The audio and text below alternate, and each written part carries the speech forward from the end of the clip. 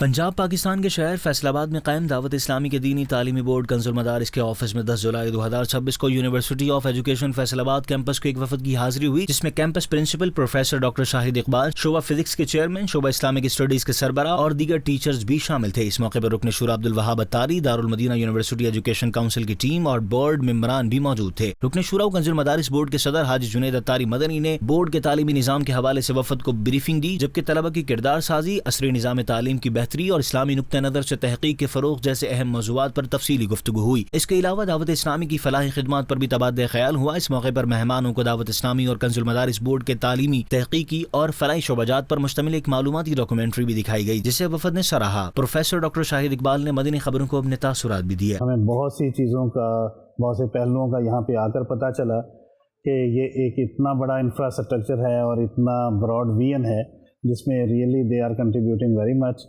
اور جو ہم نے اپنا کولیبوریشن کا، پارٹنرشپ کا، فیملیرائزیشن کا ایک مائنڈ بنایا تھا، اس میں اب ہم مزید موٹیویٹڈ فیل کر رہے ہیں۔ اور اسٹوڈنٹس کے ساتھ انٹریکٹیو سیشنز کے لیے میں نے ریکویسٹ کی ہے کنز المدارس بورڈ کے لیڈرشپ کو کہ وہ ہمیں ریسورس پرسنز پرووائڈ کریں، اور ہم ایجوکیشن کے فیلڈ میں یونیورسٹی کی طرف سے جس قسم کی خدمات پرووائڈ کر سکتے ہوں تو ہم ضرور پرووائڈ کریں گے۔